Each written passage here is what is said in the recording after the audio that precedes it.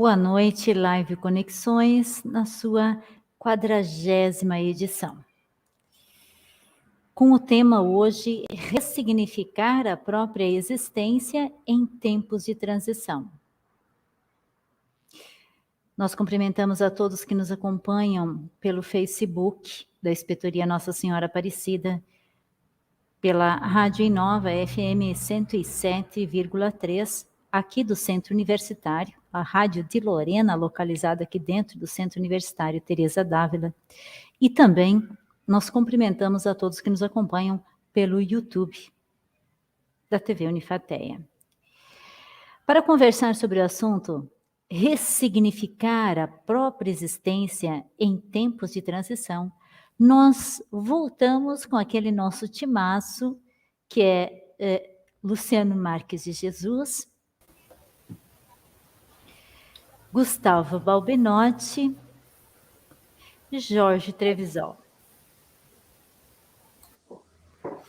E já de antemão a gente agradece a presença de vocês, o sim de vocês, esforço, né, para que pudéssemos estar juntos neste momento.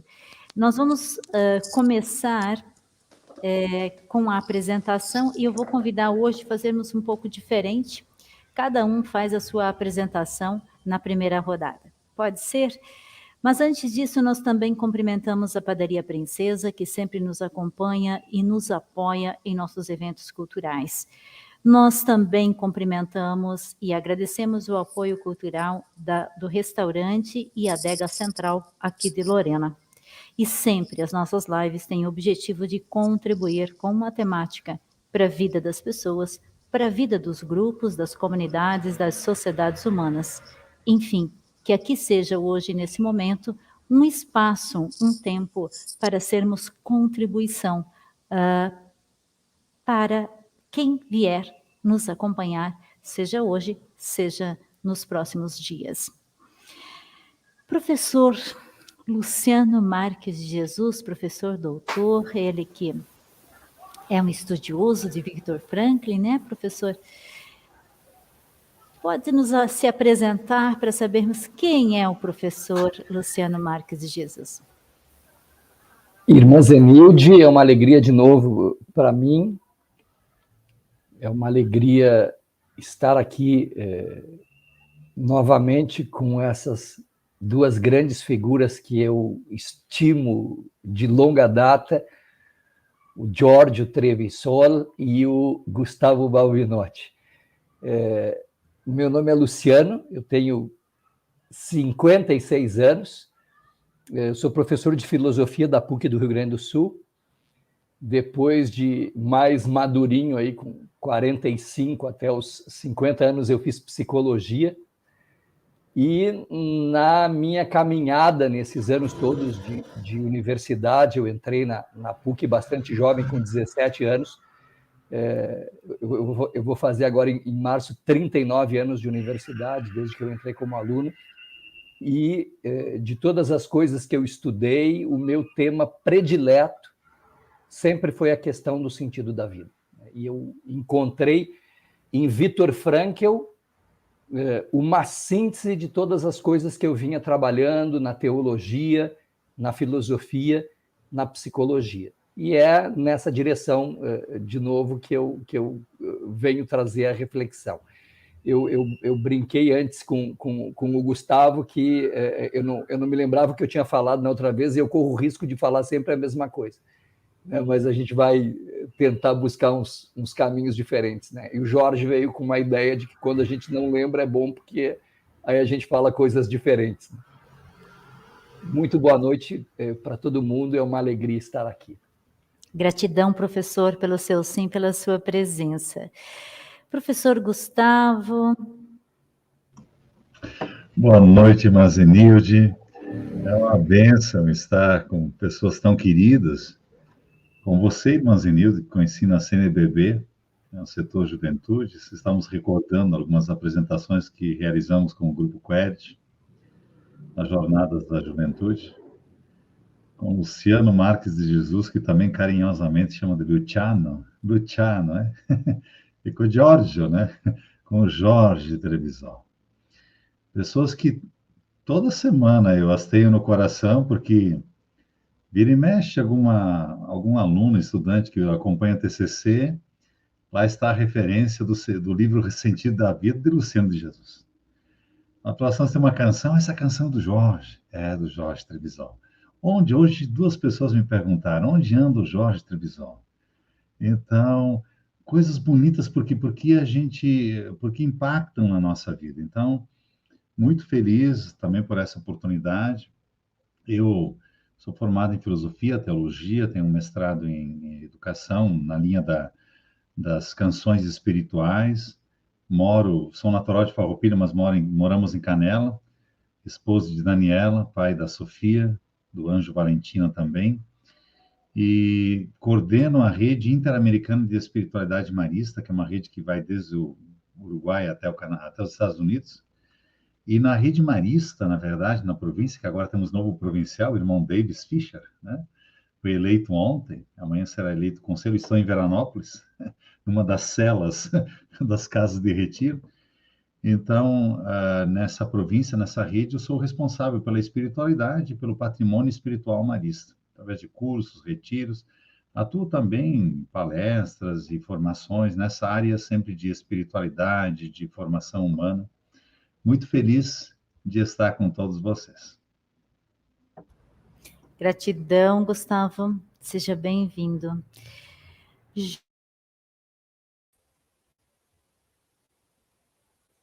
Jorge Trevisol, quem é o Jorge?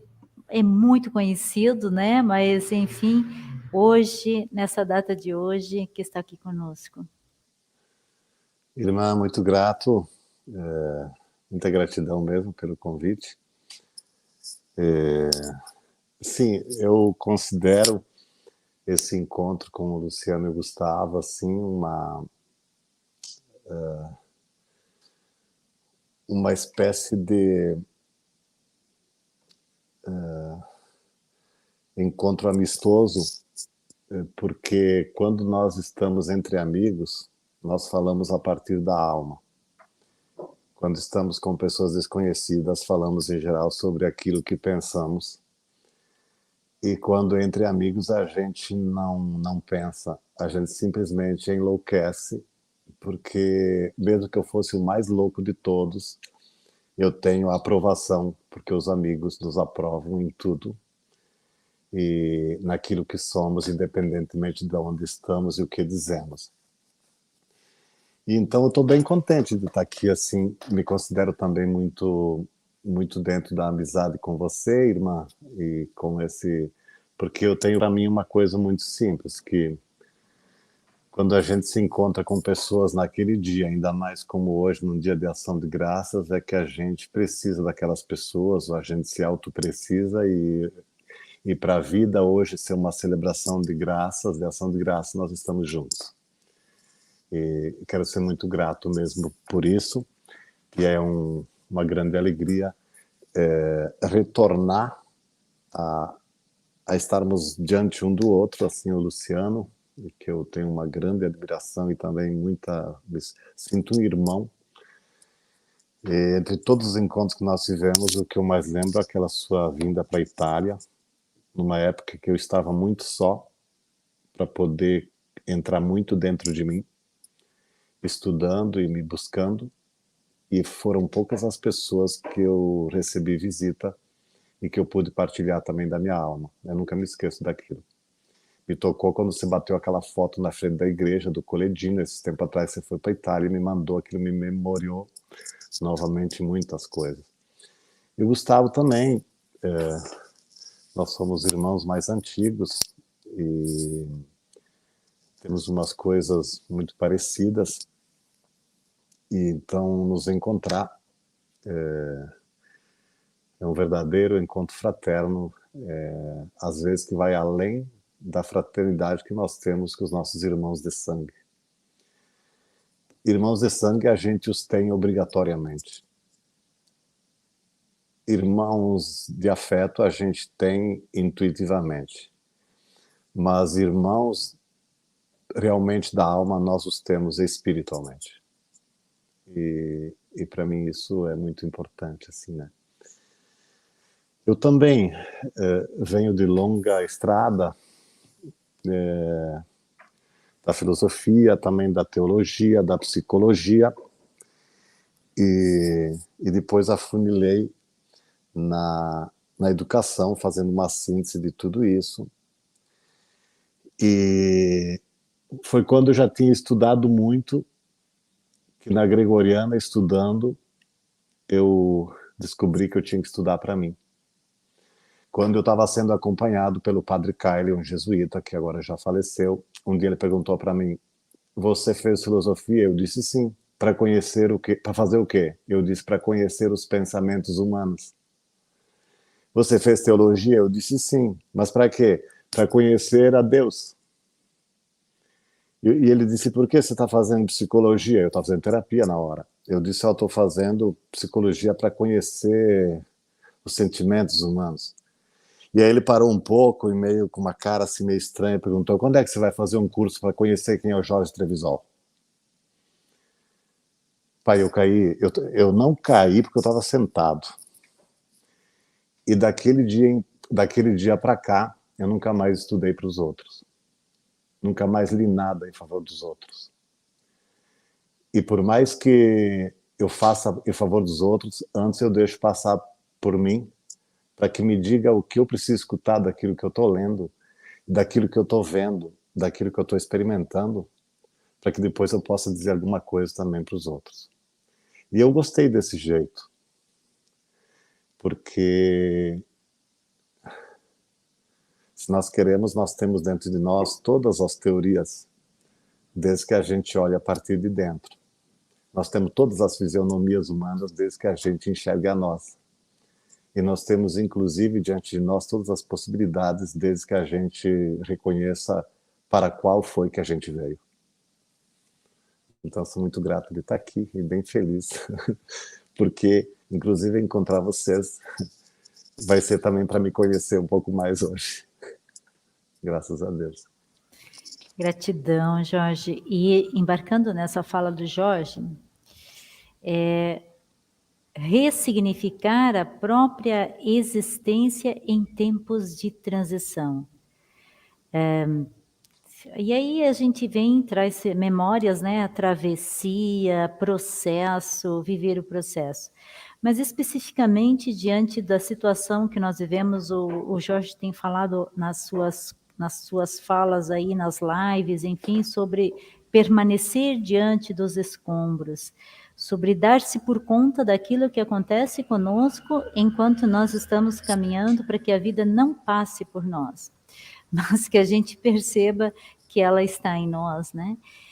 A questão do distraído, do despertos, enfim, dos atentos, enfim.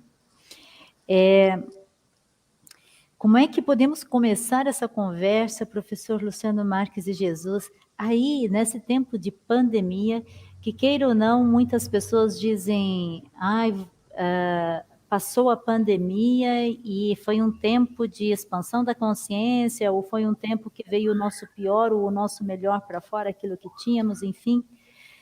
No entanto, passou a pandemia, mas as consequências ainda nós não conseguimos ou já conseguimos reestruturar esses conteúdos nossos internos? É bom que a irmã começa com uma pergunta bem fácil da gente responder, né? Então é super tranquilo. Na outra vez eu falei, respondendo a uma pergunta de um repórter aqui de um jornal de Porto Alegre.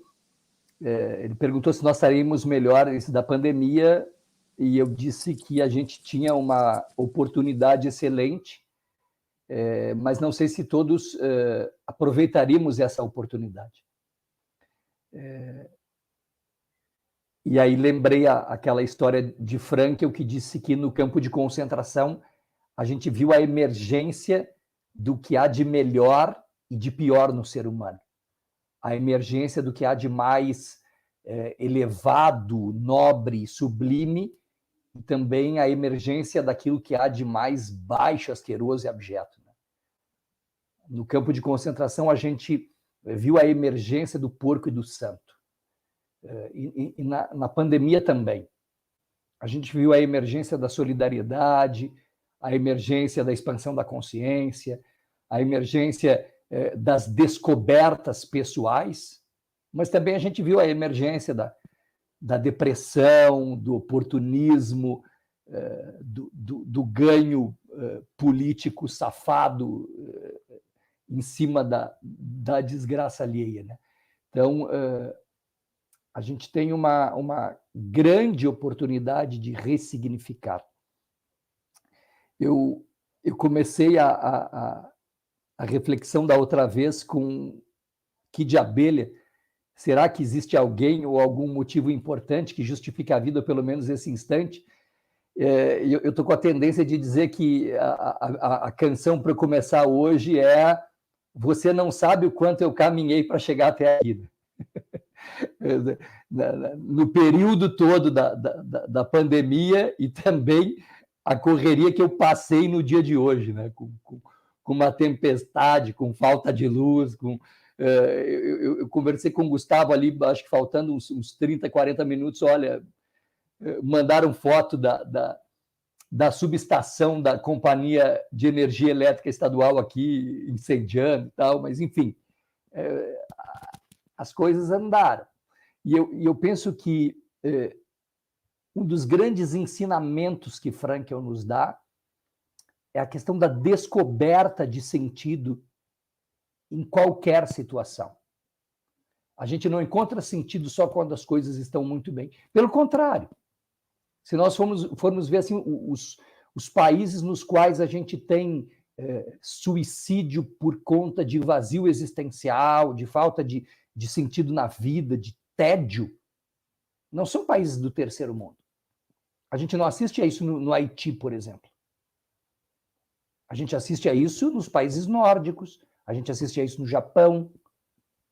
Então, muitas vezes, nas piores situações, ali nós temos ocasião de encontrar sentido.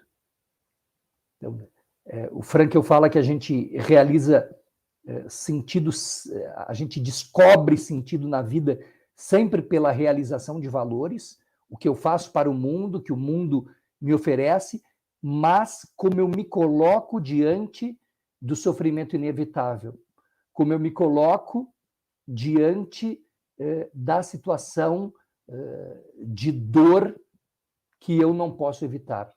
Frankl diz que a gente deve evitar sempre quanto possível o sofrimento, mas quando ele é inevitável, se a gente não pode mudar a realidade que nos circunda, está sempre nas nossas mãos mudar a nós mesmos. Por isso que esses valores que ele chama de atitudinais são aqueles que mais profundamente nos podem mudar. Quando o Jorge falou agora da questão de estudar a si mesmo, no valor criativo, a palavra-chave é autotranscendência. Tu ultrapassa a ti mesmo e dirige a vontade de sentido para fora de ti e realiza um valor criador ou criativo que dá sentido para a tua vida. Nos valores vivenciais ou experienciais, tu te abres às experiências que o mundo te oferece. A experiência da amizade, a experiência do amor, a experiência da arte, a experiência da música. Mas nos valores atitudinais, tu estás confrontado contigo mesmo. E aí tu tens a oportunidade de mudar a ti mesmo mais do que... Descartes já dizia isso, quero antes mudar a mim mesmo do que a ordem do mundo. Gratidão, professor. Então, deixamos aqui reverberar essa questão de encontrarmos sentido em todas as situações, nas boas e principalmente nas ruins, para que a gente consiga fazer essa mudança de chave, seja atitudinal, seja através das vivências. Gustavo Balbinotti. Eu navego ao ouvir Luciano e o Jorge falarem, tantas lindas expressões e também de experiências de vida. Por isso que às vezes até um cálice de vinho é um encontro, né? Um jantar é um encontro, uma música é um encontro. E me vinha à mente algumas experiências.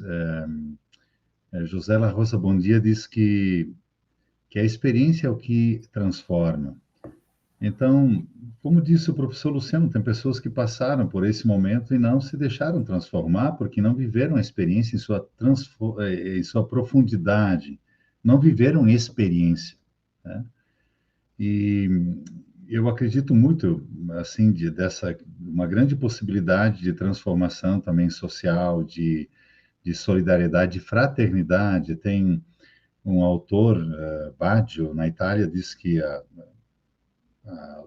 terceira dimensão da Revolução Francesa, a dimensão esquecida, na verdade, é a fraternidade. E é o grande sinal do ser cristão, é a fraternidade, né? Então, esse olhar também de considerar, sentir que o outro é meu irmão, eu sou responsável por ele. Eu tenho umas pessoas assim que são marcos na minha vida, assim como o Luciano, como o Trevisol, meu pai, né, a minha mãe, são marcos na vida, assim, depois de adulto, não só da infância, sabe? Que eu aprendi a ressignificar a minha vida. Mas tem uma pessoa que eu guardo no coração, hoje eu recordei dela, que é o irmão Mariano Varona, faleceu 2 anos atrás, um espanhol, que tinha imunidade muito baixa, faleceu por conta disso há 2 anos atrás no Chile. E ele foi o fundador da Rede Interamericana de Espiritualidade. E eu me lembro em Los Teques, na Venezuela, quando ele falou o tema da espiritualidade horizontal e de fazer as leituras de fé, né? De ver o que Deus me diz por meio dessas experiências. E aí nós fomos visitar um caminho que fomos numa favela de Caracas. E na última casa, assim, de latões, né, era assim, de telhas, de zinco, encontramos a senhora Hortência, mãe da Maria Helena. E ela nos atendeu na casa, ela estava recém tinha se banhado, nem estava vestida, e a irmã disse, vísta-te, por amor de Deus, por amor de Deus, vai te vestir. Mas ela nos atendeu com alegria. E entramos, e quando vi a Maria Helena, a Hortência disse, quando nasceu? E ela me disse, 3 de dezembro. Eu estava numa crise vocacional muito grande, e 3 de dezembro era o dia da minha ordenação. Eu não titubeei, era em abril do ano seguinte de tomá-la ela no meu colo, e ela não saiu mais do meu colo. E isso, eu tenho como um sinal assim, de encontro pessoal também com a vida e o amor de Deus para mim. Eu desci aquela montanha, o pessoal falando, conversando, éramos um grupo de 10 pessoas, não sei como que nós coubemos dentro da casa dela. Mas eu vinha pensando, aí também nasceu uma música, Porque em Tudo És Deus, né? Porque em Tudo És Deus. E eu acredito muito que esse tempo de transição é uma grande oportunidade. Eu confesso que eu tive medo da questão da saúde mesmo, sabe? De contrair o coronavírus, nós contraímos lá em casa. Eu tive medo de perder a minha esposa. Eu lembro da data do dia 12 de junho, dia dos namorados, mas eu lembro essa data como quando eu tive receio de perdê-la porque ela não conseguia mais respirar. Mas fora isso, que é algo fronteiriço da nossa vida, na minha vida foi um dos tempos mais especiais e mais sagrados. Então, por isso que eu brincava contigo, Zenilde, que toda vida é uma transição. Toda a nossa vida é uma experiência de travessia. Todos os dias. Às vezes, nas falas, quando eu vou, eu digo assim, ó, eu olho assim a data no cantinho do computador, né? Hoje, dia 25 de novembro, dia de ação de graças, Jorge nos recordou. De 2021 é o único dia que nós temos para viver. Não existe outro dia para viver. A espiritualidade nos ensina isso, é o tempo presente. Esse é o dia que nós temos para viver. E quando o Trevisol falou assim de estudar para si mesmo, eu lembrei do nosso amigo Trevisol, o querido Luciano também, que conviveu muito mais com ele, Juan Mourinho Mosqueira, né? Tem mais um nome que eu esqueci no meio. Que ele dizia assim, o caminho mais difícil que nós temos é para a nossa humanidade. Esse é o caminho mais difícil que nós temos, encontrar a nossa humanidade. O Seligman diz que o maior poder que uma pessoa tem é a capacidade de ser amado, de ser amada, né? Eu acredito que abrir-se para o amor, para essa espiritualidade do coração, para as emoções positivas, para curar, às vezes, de alguma coisa tóxica que pode tomar conta de algum pensamento nosso, é um caminho de transição, de transformação. Por isso, no final do ano passado, nas preces da virada do ano, nós, em voz alta, pedimos a vacina.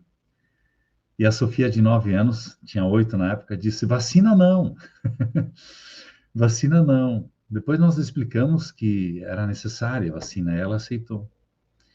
Vacina não, para ela, significaria o pai vai continuar ficando em casa, aqui, trabalhando de casa, eu vou poder ter mais a presença dele.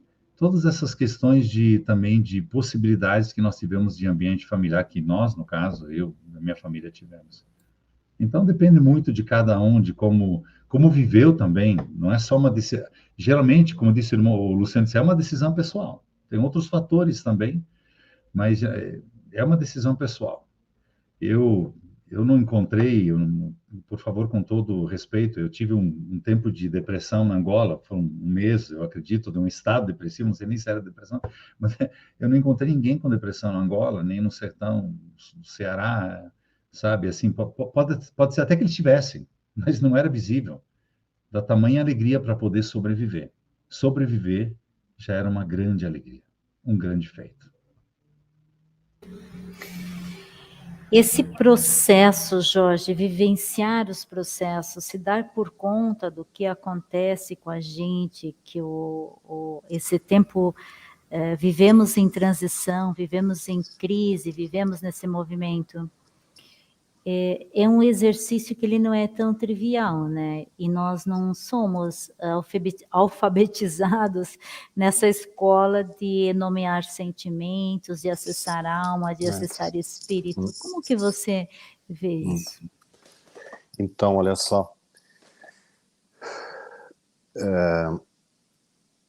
Para mim, a vida ela tem 2 marcos. Assim, ela tem um marco que divide dois momentos muito fortes assim que eu posso observar, que assim, ó, um tempo em que pelo menos no meu modo de viver, assim, eu vivia fatos, processava fatos. Depois depois de um certo tempo, acho que a própria idade, as próprias circunstâncias, entrou essa necessidade de dar sentido aos fatos. A maior parte da humanidade vive a vida assim como ela vem, e poucas pessoas conseguem ter um eu observador para significar o que for experimentado. E não sei como foi que eu descobri isso, eu não quero dizer que eu consigo fazer isso da melhor maneira, não é isso, mas eu tenho muito presente isso, tipo, o Jorge que vive, mas o mesmo Jorge que observa e tenta dar um sentido.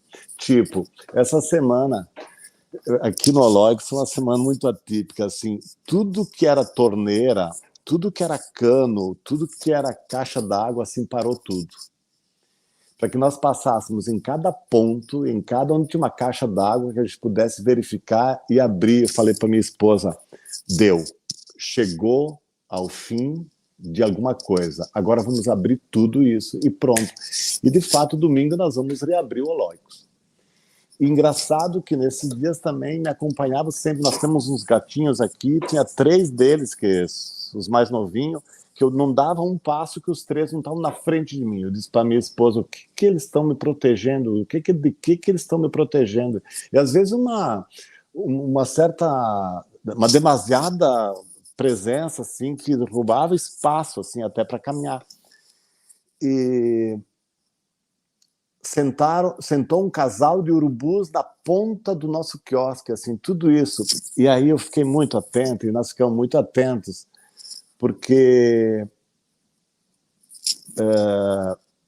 tem sinais, assim. E aí também ontem de manhã, um pássaro tinha cantado como se ele tivesse atirado na água, mas eu pensei, não, mas ele não se atirou na água, como é que eu, na frente do lago, como é que eu escutei o barulho da água e não está se mexendo a água? E quando eu olho, tem um enorme de um peixe morto dentro dentro do lago, e eu fui tirar esse peixe, e inclusive eu fiz uma espécie de oração assim para que ele possa representar a morte de alguma coisa. Uma vez isso, para mim, não me falava nada. Mas também não sou louco de toda hora encontrar uma coisa estranha em tudo que acontece. Mas eu acredito muito nisso, de observar a sincronicidade e observar particularmente as conexões que existem e particularmente as intuições que eu tenho diante de determinadas experiências que eu estou fazendo. E nunca ir dormir se atirando na cama, não. Quando o cara se atira na cama, ele não foi dormir. Ele se escondeu embaixo do dia que ele está vivendo. Pois se ele consegue dar uma passada rápida no dia que ele viveu, ele vai perceber que ele tem coisas para agradecer e outra para se perdoar ou para perdoar. E eu tenho um sino tibetano, uma espécie de uma cumbuca, assim, que tanto eu quanto a Inês, a gente faz isso antes de dormir. Eu bato o sino. Quando bateu o sino, para mim terminou o dia e começa o dia a partir do meu sono novo. E para mim isso é embora muito simples, é uma coisa muito pessoal, é uma forma de não passar batido um dia que eu tenho vivido, onde eu possa passar por ele sem ter conferido sentido, talvez alguma coisa que teria me dado grande significado de que a minha vida está precisando disso, sabe? Estaria precisando disso. Então, sabe, irmã Zenilde, eu penso que a diferença das pessoas daqui para frente vai ser essa, assim. Não vai ser mais entre ricos e pobres, né? Porque é uma diferença, embora ela seja uma diferença muito dura, essa da pobreza e da riqueza, mas ela é ilusória, de certo modo, embora seja uma realidade. Agora, a grande diferença, ao meu ver, daqui para frente, ela vai se manifestar cada vez mais entre pessoas que vivem a vida com consciência e pessoas que processam a vida e nem se dão conta daquilo que estão vivendo. E não conferindo sentido ao que está sendo vivido é o mesmo que não ter vivido, porque o que sobra do vivido é o sentido que eu experimentei naquilo que eu vivi. E o sentido que eu experimentei no que eu vivi, eu guardo na alma, embora a memória dos fatos eu guarde no cérebro. Quando apodreceu o cérebro, eu não lembro mais nada do que eu vivi, mas eu posso ter, inclusive, um Alzheimer antes de morrer, que aquilo que eu coloquei na alma, dando sentido, aquilo, além de me trazer muita calma, nunca vai me deixar pobre e esquecido de mim. Pois o que eu guardo das experiências é uma substância humana divina que eu guardo no meu ser maior, que quando eu for embora, ele terá o tamanho de quanto eu tenho processado e significado.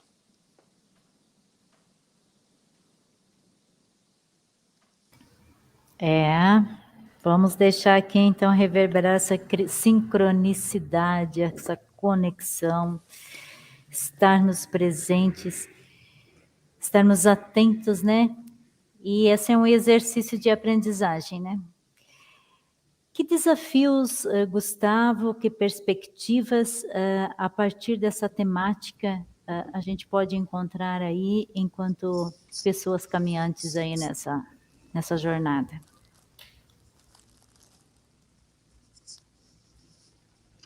O Jorge falou dos gatinhos. Nós temos duas gatas lá, a Nina e a Cacau. Uma eu resgatei, a outra foi adotada na Redenção, mas apareceram mais duas lá. A Amora e mais um, que é o Lindo. E eles simplesmente entraram dentro de casa, a gente mora um pouco retirado, né? E também sempre em algum lugar da casa eles estão. Mas nós temos um cachorro que é um Golden Retriever, e ele não... Quando eu chego em casa, ele chora. Ele chora, do jeito dele ele chora. Agora, quando eu saí, faz quase uma semana, eu disse, tchau, Zig, eu tô indo. Ele só me deu uma olhadinha assim, baixou os olhos. E eu sinto que ele sente. E esses dias ele estava cansado, me dei conta que ele estava cansado de tanto que eu estava caminhando, sabe? Desce, sobe, pega uma coisa. Era um momento assim de transição entre uma coisa e outra, né? E ele me acompanha, sobe escada, desce escada, ele está um pouco sobre o peso. Mas eu olhei nele um pouquinho a minha imagem, assim, de que o demasiado fazer, né? E às vezes sem conferir o sentido que é propício para aquele momento, ou dar o tempo suficiente para. Um dos desafios é esse também, para não cansar, e não só cansar o físico, mas não cansar o emocional, o borderline, sei lá, o borderline, né? O próprio, as estafas da vida, o estresse. E eu tenho um amigo que me disse, eu não assumo nada se entre uma coisa e outra não tenha... E às vezes nós não podemos fazer isso, porque o Trevisol também estava agora numa palestra, teve que vir para nos atender, e eu também faço isso, mas dentro da possibilidade de ter entre uma programação e outra, no tempo de uma hora, ao menos para poder respirar, sabe? É um desafio. Ontem nós montamos, por exemplo, um encontro de lideranças maristas, e os horários são todos cheios. Eu disse, não, gente, não dá para ser assim.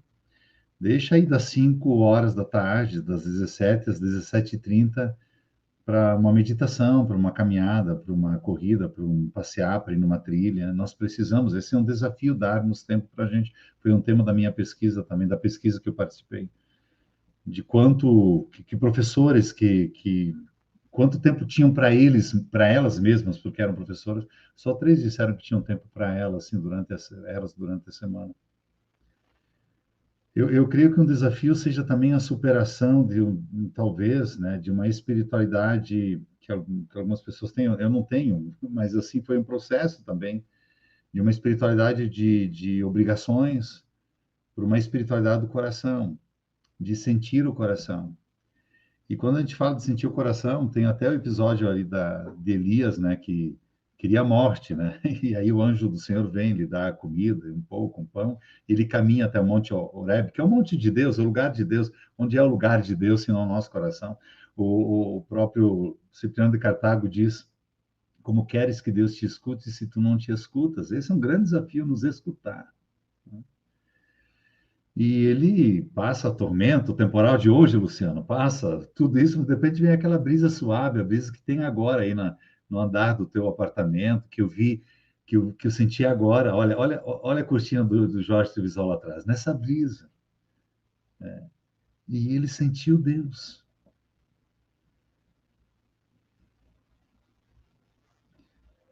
Hoje eu enviei uma mensagem para uma pessoa que fazia tempo que não enviava mais, uma colega de trabalho, porque eu soube que ela está trabalhando em Pacaraima e está feliz, voluntária de uma ONG em defesa dos migrantes. E ela, quando recebe a mensagem, ela devolve chorando, dizendo assim, Gustavo, é o dia mais difícil da minha vida e você me envia uma mensagem. Eu não sabia o que ele estava passando. Houve um assassinato lá, envolvendo um migrante com um brasileiro, no caso, alguém que mora lá. E um grupo de quase 1.000 pessoas invadiram a ONG. Sabe, todas essas coisas, acho que o desafio também do controle emocional. Aquelas coisas que às vezes parece que estão guardadas lá dentro. Então, o desafio do perdoar, do se libertar de mágoas. O desafio de não... Acho que eu já disse muita coisa, mas eu lembro uma vez que o Trevisol fez uma terapia sobre as flores e a minha flor era o jasmim. O Trevisol me disse, pois então, né? O Trevisol, meu terapeuta lá. O jasmim, ele chama a atenção de todas as flores. Nós não somos o centro. Ninguém é o centro. Entende? Eu tenho certeza que o Trevisol já esqueceu disso, era a comunidade que nós tínhamos lá do COV, né? E aquilo me fez pensar muito. Muitas vezes eu penso assim, nós estamos aqui para nos sentir, para viver, para sentir a alma do outro. Quando nós sentimos a nossa alma, quantas vezes a conexão nos fez ligar um para o outro e dizer, esse momento que eu estava esperando, né? de você, sabe? Ou dizer até uma expressão, hoje é o dia mais difícil da minha vida, televisão. Hoje é o dia que eu mais precisava que você me ouvisse e me ouviu. Por fim, eu acho que um desafio que já foi falado, né? Nasceu ali da espiritualidade budista, né? Da oração centrante, dos antigos monges, da oração centrante dos monges, dos terapeutas do deserto. Oração centrante que os americanos, ingleses, traduzem por mindfulness, atenção plena. Estarmos onde nós estamos. Viver o que estamos vivendo, sentir o que estamos sentindo. É a grande oportunidade. Por isso eu digo, o único momento que eu tenho para viver é esse, então vou vivê-lo com toda a intensidade possível. Até Paulo Coelho tem uma expressão que ele escreve assim, de quanto tempo da vida uma pessoa vive, né? Então, uma pessoa que viajou, encontrou umas lápides e foi vendo, né, o nome da pessoa e tinha meses de vida, né? 3 meses e 4 dias, assim. E aí ele chora porque pensou que era um cemitério de crianças, né? E aí vem um conhecido e diz, não, isso aqui é... Quando a pessoa chega assim, quando a criança cresce e está na idade da adolescência, recebe uma caderneta e ela vai marcando os momentos que viveu consciente, que viveu com intensidade.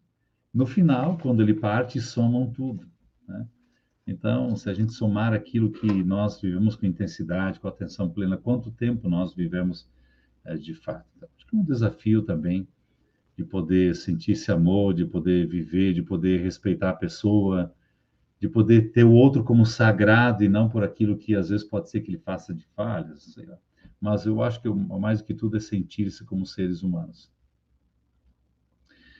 Eu até não vou cantar, mas eu só quero ler uma canção que nasceu aqui nessa casa em Veranópolis, que diz assim, palavra, e vem do Rubem Alves, do primeiro capítulo do livro A Oração do Pai Nosso. Palavra que vem do fundo do olhar, palavra que cala os que se põem a escutar. Palavra escondida e por muitas vezes esquecida, pelas muitas palavras sem sentidos, ditas e perdidas. Palavra que o silêncio faz acontecer, palavra que o mistério da vida ajuda a entender, palavra que nasce no desejo de cada coração, palavra que se faz vida, vida em canção. Professor Luciano, nessa perspectiva,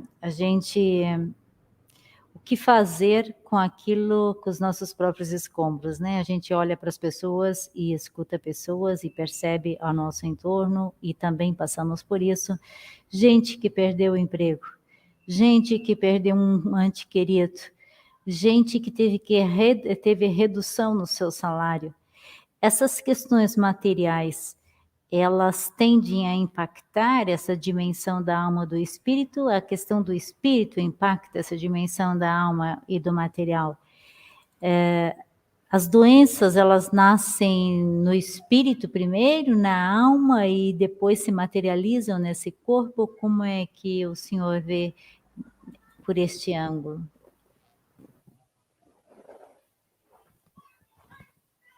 A irmã só me faz perguntas fáceis, aí fica super tranquilo.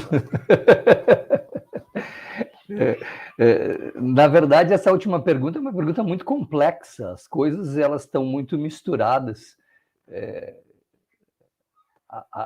A gente aprende que as doenças, elas são, em sua maioria, psicossomáticas, né? A gente somatiza muita coisa, a gente torna corpo muita coisa que a gente viveu no espírito, mas há outros elementos intervenientes, né? O elemento genético é um, o elemento ambiental é outro. As coisas, essa questão, ela é mais complexa do que uma resposta fácil poderia supor. Enquanto eu ouvi agora, irmã, o Jorge e o Gustavo, várias coisas assim foram me ocorrendo, né? Quando o Jorge diz que a gente vai simplesmente, às vezes, vivendo e não se observa. A Elizabeth Lucas, que é uma logoterapeuta austríaca, uma das principais sucessoras de Frankl, ela tem um texto chamado sobre a arte de suportar mais facilmente as coisas difíceis da vida, né? E aí ela diz o seguinte: a gente vai escutar um alpinista experiente que é Viktor Frankl. E Frankl efetivamente era alpinista. Ele fez alpinismo até os 68 anos, quando ele machucou o joelho, e aí então ele aprendeu a pilotar avião porque ele queria continuar tendo a experiência das alturas, né? A experiência metafórica das alturas, né? de viver nas alturas da existência humana, mas também a experiência não metafórica, a experiência denotativa de viver nas alturas. E aí ela diz que a primeira coisa a gente precisa arrumar a mochila. E a mochila importa não que ela seja leve, mas importa que ela tenha aquilo que é necessário. Porque se a gente chegar lá em cima, a nossa mochila estiver leve e a gente não tem aquilo que a gente necessita, a gente errou na composição da mochila. E diz que a primeira coisa que é importante fazer, ouvindo esse alpinista experiente que é Frankl, é colocar tantas preocupações quanto for a nossa quantidade de amor. Preocupação sem amor é uma preocupação pesada, é uma pedra na mochila e vai somente atrapalhar. E é importante lá pelas tantas, quando a gente observa, se olhar de longe, né? Olhar aquele alpinista que sobe, que acerta, que erra o caminho, mas que vai fazendo o seu caminho. Então, essa ideia, quando o Jorge falou do observador, me lembrou essa imagem de Elizabeth Lucas, inspirada em Frankl, de contemplar o alpinista que nós somos. Não simplesmente viver, mas viver com consciência. Ter a possibilidade de tomar distância e contemplar o alpinista que acerta, que erra, mas que não para de caminhar, não para de subir. Um dia, assistindo a Jô Soares, ele entrevistava uma senhora com mais de 100 anos. E aí aquela conversa de entrevistador, de TV aberta e tal.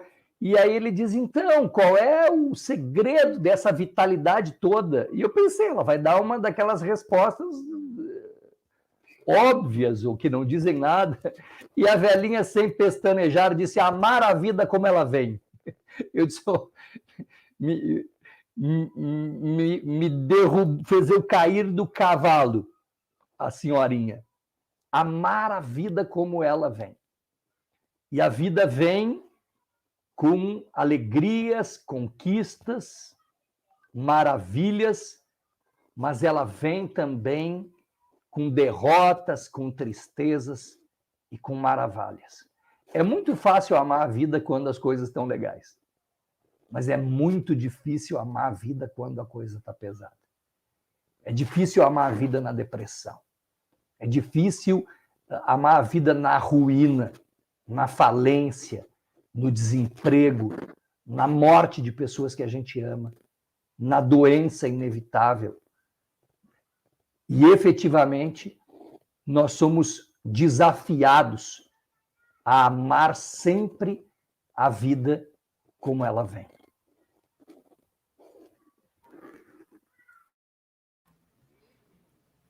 Esse desafio ou essa atitude, essa postura, né, de concordar com as coisas como elas são. A reação e a resistência é que às vezes nos impedem ou nos fazem não entender, ou compreender o que está acontecendo, né? Então, esse movimento da gente concordar, que não sei aqui o que vos parece, porque não... a sensação que eu tenho é que aceitar ainda é um ato arrogante, né? Eu aceitei aquela pessoa. eu aceitei aquela situação. A gente se coloca, parece, quando usa dessa terminologia, como que se a gente fosse um pouco superior ao fazer esse movimento de aceitar, permitir que o outro, que a outra pessoa seja, permitir a situação, enfim. Mas esse ato de concordar parece algo tão que conecta, né? A concordar com aquilo que é, do jeito que é, sem medo, sem julgamento, sem expectativas. Jorge Trevisan. Voltei, né? Porque entrou uma chamada aqui, eu não achei mais nada. Não achei nem quem me chamou, muito menos quem me chamou não me encontrou, né? Mas estão me ouvindo bem? Sim, tá perfeito. Sim. Ah, tá ótimo. Diz de E novo, você irmã, por desapareceu favor. de vez. Entrou a chamada, não te encontraram e você desapareceu, mas voltou. Sim. Nessa perspectiva, Jorge, de perceber a vida, de estarmos atentas, você já trazia na fala anterior esses fatos bem concretos de que como você vivencia o processo para falar para as outras pessoas, né?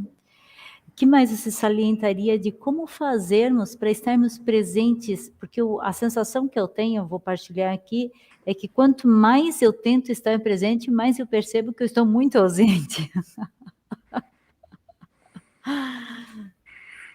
Certo, certo. É muito difícil ficar presente nessa época, até porque eu tenho a impressão que a noção de presença mudou muito, né? Isto é, quando o nosso mundo era menor, no sentido de não ser tão abrangente, parecia que estar presente é ter a noção de tudo que está acontecendo. Mas, na verdade, ficar presente é ficar somente com o que eu tenho agora. Esses dias, não faz muito tempo, a minha esposa me disse assim, era mais ou menos essa hora da noite, ela me disse assim, era umas 8 horas, ela disse assim, amanhã nós teríamos que pagar isso, e eu disse para ela, vamos esperar para conversar sobre amanhã, porque antes de dormir tem mais 3 horas, que eu não sei o que fazer com elas, de tanta coisa que eu tenho.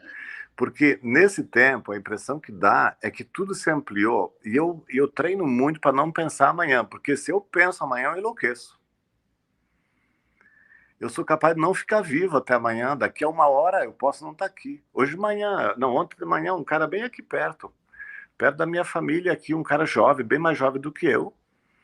Ele não chega em casa, o filho de 15 anos foi ver onde é que estava o pai, ele simplesmente já estava duro, porque de manhã cedo ele foi trabalhar, e ele teve um infarto, era frio aqui, às 10 horas acharam ele morto. Ele tem uma menininha de 9 anos, um outro menino de 8 e esse menino de 15. Inclusive, os alunos são... A menininha essa é da escola do Moisés, e o Moisés chegou em casa bem triste, assim, que tinha morrido o papai da Vitória, eu acho o nome dela. E por quê? Porque numa época que nem essa de agora, nossa, é tudo muito intenso. Vocês notam que à noite, pelos sonhos que a gente tem, parece que a gente dormiu 15 dias. Eu não sei, eu tenho essa impressão. E ao mesmo tempo parece que dormiu tão pouco. Com tanto conteúdo experimentado e sonhado em tão pouco tempo dormido. E, aliás, eu nesse tempo, para ser bem sincero, eu vou dormir o mais tarde possível, levanto o mais cedo possível, para não ter tanta coisa para passar limpo. Porque é muita coisa nesse tempo, para dar conta de tudo. Depois do meio-dia, dou mais uma dormidinha, que daí é rápido, assim. Dá uma descansada, uma recuperada. E até porque meio-dia, nesse tempo, parece que é muito mais do que meio-dia. Parece um dia inteiro. Por isso que essa noção de estar presente nesse tempo, ela é fabulosa, porque o tempo de agora nos obriga a ficar muito presente a tudo. E não no sentido de controlar, mas de dar conta do que eu sinto. Eu não sei como é que é para vocês desse tempo, mas, sinceramente, para mim é muito punk, como se fala, né, na gíria. É um tempo punk, assim, ó. É muita coisa, cara. E se eu levo a sério tudo, as intuições, as percepções, as coisas todas, é muito forte. E não sei se vocês notam, o tempo é mais demorado, embora ao mesmo tempo parece que tudo passa rápido. Ele é demorado porque ele parece que se apresenta pedacinho por pedacinho, mas ao mesmo tempo o fato de ter que dar conta dele parece que demora, parece que ele é muito rápido. Quando eu descubro, ele já foi. Então, esse estar presente, no fundo, é confiar muito, aliás, entregar muito o passado e confiar muito no futuro. Tem uma música bonita, é linda essa música de Kelly Smith, você deve conhecer, que ela canta com Fábio de Mello. Como é que faz para se manter em meio ao caos? Ter esperança mesmo sem ver o final. Vivendo,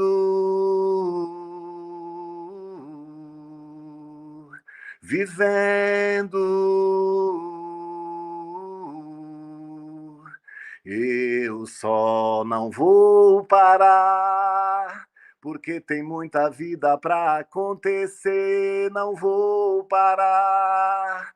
De alguma forma eu vejo o amanhecer.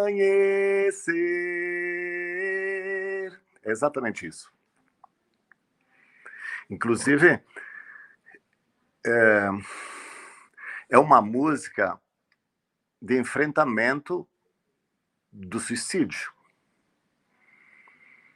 E que esse tempo, inclusive, ele nos conduz muito perto da morte. Aos que têm medo de morrer, que é também uma forma de desejo de morrer, e aqueles que, ao mesmo tempo, não têm coragem de deixar de viver, mas até que entregariam a vida para não ter que padecer. E ficar presente a esse momento, para mim, é crucial. Sabe por quê? E não quero me delongar assim. Quando eu tenho a sensação de que alguma coisa me leva para perto de morrer, eu já estou morrendo. E quando eu percebo que estou morrendo, eu solto muitas coisas que não têm importância para viver. E aí nós estamos melhorando, de certa forma, quase que assim, naturalmente. Quando você chega perto da possibilidade de morrer e quando você morre em alguma coisa que você percebeu em si, você fica leve. Porque a gente precisa ficar muito leve para poder morrer. Ou então, morrer a tudo aquilo que nos deixaria leve para poder voar e então nunca morrer. Jorge, nessa mesma perspectiva, nós podemos ser mortos-vivos. Sim, sim. Você conhece pessoas que não caminham? Elas vêm se arrastando. Eu tenho a noção que essas pessoas vêm vindo. Elas vêm vindo, dá vontade de dizer para ela, volta logo que não vai dar tempo. Às vezes, falando com os professores, eu digo assim, veja para quem você dá a chave para abrir a escola de manhã. Porque se você der a chave para uma pessoa deprimida, todos que vêm depois vêm no rastro da depressão de quem chegou. E como assim? Bom dia, como vai? Mais ou menos, sabe? Não dormi muito. E a pessoa, inclusive, para não perder a amiga, vai dizer, sabe que eu também não dormi muito?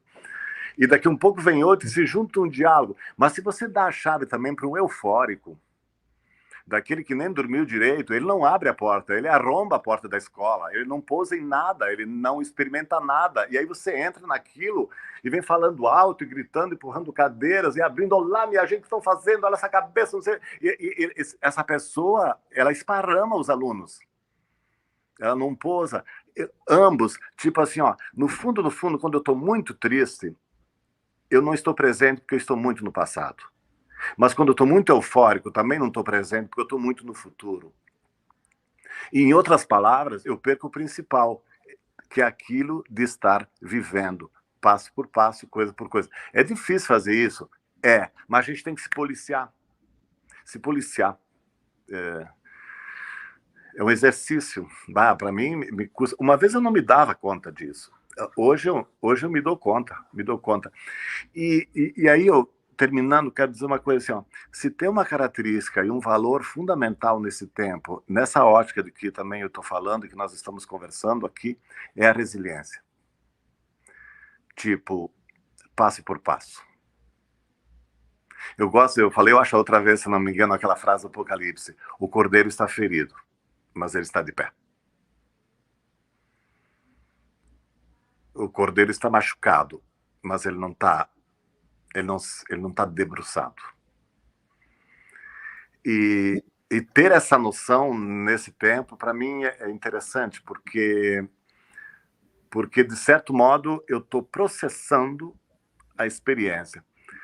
Processando pouco a pouco a experiência. E aí a gente pensa, mas não tem muita gente que faz isso. Mas não importa. Não importa. Nós ajudamos muito. Por isso que se você chega na escola, para usar o exemplo, de manhã, com muita serenidade e presente na atividade, no propósito, quem vem atrás de si, quem vem atrás de você, está colhendo o aroma, o perfume da sua serenidade. E a pessoa se encontra diante de você com a possibilidade dela ser quem ela é. Hoje à tarde eu estava falando com o pessoal da educação da Randon de Caxias, né? No Instituto Florescer.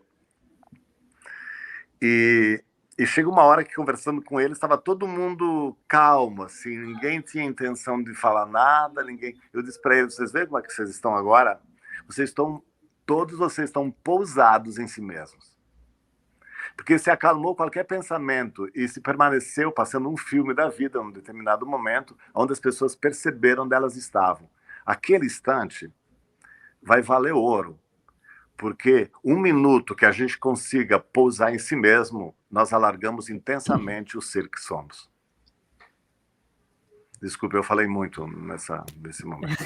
Eu ia fazer mais uma pergunta, eu vou deixar na próxima, eu faço mais uma aqui. Gustavo, nesse período... Oi, Manzinildo, faz mais uma pergunta para o Jorge. Faço mais uma pergunta para o Jorge, que é a mesma do professor Luciano Marques Jesus, Jorge, que é: a doença começa no espírito. Tem uma afirmativa sua que diz que a doença começa no espírito, depois se manifesta no corpo. Nesse tempo, muitas pessoas manifestaram doenças, patologias de diferentes formas, né? E algumas pessoas passaram por esse tempo, enfim, conseguindo dar sentido, significado de maneira se sustentando. Essa expressão, a doença começa no espírito. O Luciano falou uma coisa interessante, que a maior parte das nossas doenças são psicossomáticas. Ou psicoespiritualmente somáticas. No sentido assim, que não tem nada que se materialize que antes não seja sutileza dentro de nós. Se a gente observa bem, claro, dito numa linguagem um pouco metafórica, vamos tomar a doença do câncer, né? Um exemplo. O que é o câncer, na verdade? Um grupo de células que se desorganiza diante de sentimentos que por longo tempo não foram olhados, que aconteceram diante de fatos que não foram significados. Você não enlouquece, você não adoece por coisas que vive, mas você adoece e enlouquece por coisas que vive e não entende por que está passando por elas.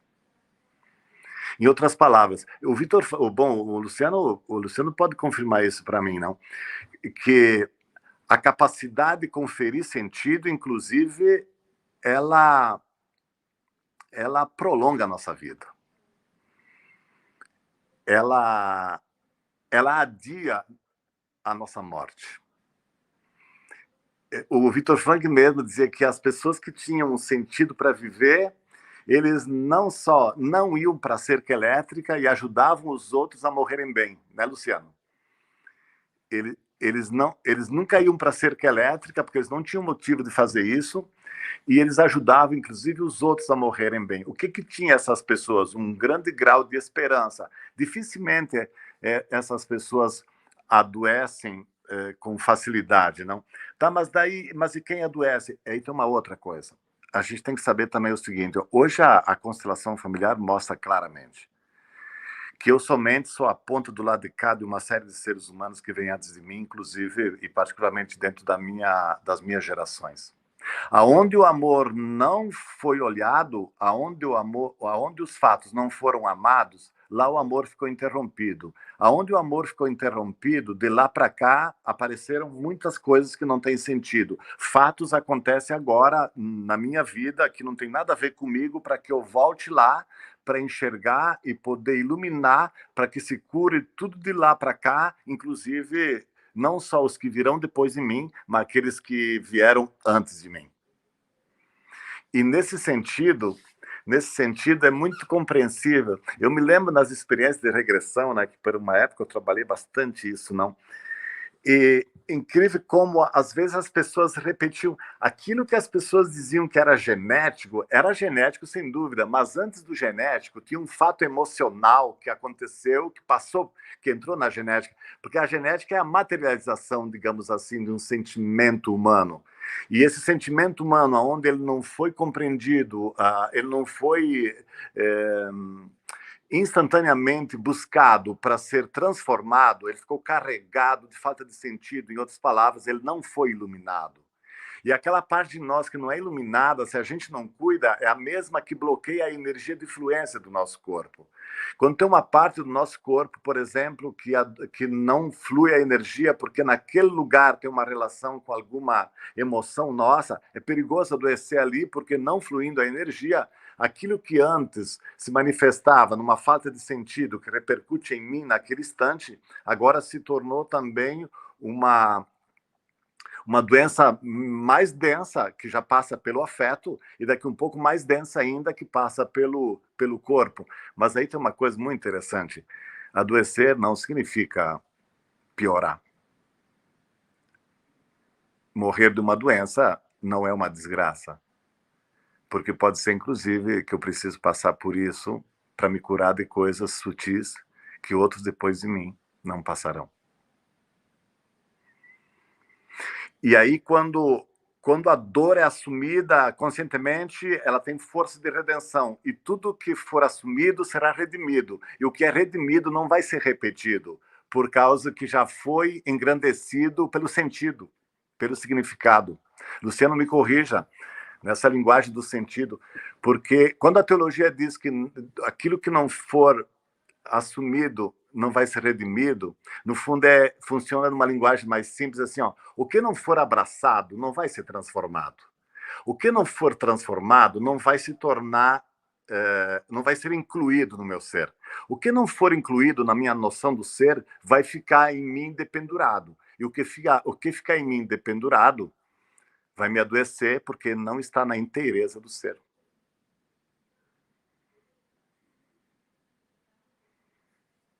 Bacana, o mesmo amor que cura é o mesmo amor que adoece, né? De certo modo, sim. É muito paradoxal isso. Depende como a pessoa passa por aquele caminho, sabe? Depende como a pessoa passa pelo caminho. E para mim é muito interessante, nesse sentido, a história de Jesus, não? Porque Jesus tinha mil razões para não fazer aquele caminho que não era reservado para pessoas do tipo dele, o tipo de morte.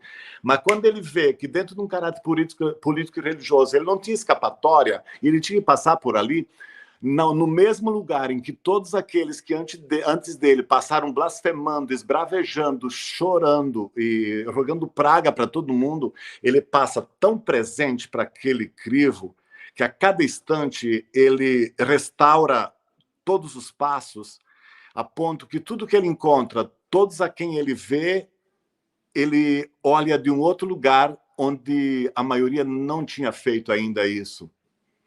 Eu passo passo por passo, iluminando os passos que eram escuros. A ponto de que agora, quando alguém passar por aqui, naquele lugar de tanta ignomínia, inclusive de tanta ansiedade e de tanta dor, pelo fato de ter passado aí com muito amor, quem passar ali e invocar o seu nome nunca será desiludido.